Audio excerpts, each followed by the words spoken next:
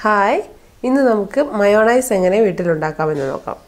Mayonnaise ഉണ്ടാക്കാൻ ആവശ്യമായ സാധനങ്ങൾ: കോഴിമുട്ടയുടെ വെള്ള, 2 കോഴിമുട്ടയുടെ വെള്ളയാണ് ഇവിടെ എടുത്തിരിക്കുന്നത്, 2 അല്ലി വെളുത്തുള്ളി, വിനാഗിരി, സൺഫ്ലവർ ഓയിൽ. ആദ്യം തന്നെ ഒരു മിക്സിയുടെ ജാർ എടുത്ത് അതിലേക്ക് നമുക്ക് കോഴിമുട്ടയുടെ വെള്ള, 2 കോഴിമുട്ടയുടെ വെള്ളയാണ് എടുത്തിരിക്കുന്നത്, അതൊഴിക്കാം. അതിനുശേഷം അതിലേക്ക് നമ്മൾ എടുത്തു വെച്ചിരിക്കുന്ന വെളുത്തുള്ളിയുടെ 2 അല്ലി ചെറുതായി മുറിച്ചിടാം. അടുത്തതായി വിനാഗിരി, അതിൻ്റെ മൂടിയുടെ ഒരു മൂടി വിനാഗിരി നമുക്കിതിലേക്ക് ഒഴിക്കാം.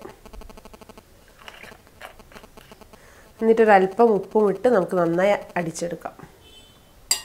ഉപ്പ് ഒരുപാട് ആവരുത്, എന്നിട്ട് നമുക്ക് നന്നായി അടിച്ചെടുക്കാം. അത് അടിച്ച ശേഷം നമുക്ക് അതിനകത്തേക്ക് ഒരു സ്പൂൺ സൺഫ്ലവർ ഓയിൽ ചേർക്കാം.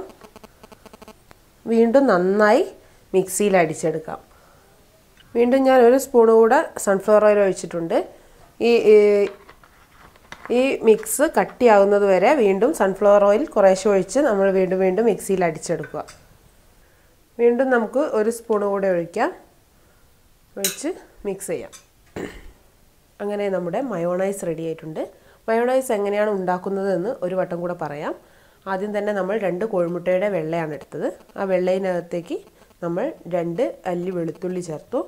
വെളുത്തുള്ളിയും പിന്നെ നമ്മുടെ വിനാഗിരി ഒരു സ്പൂൺ ഒഴിച്ചു. കുറച്ച് ഉപ്പിട്ട് നന്നായി മിക്സ് ചെയ്തെടുത്തു.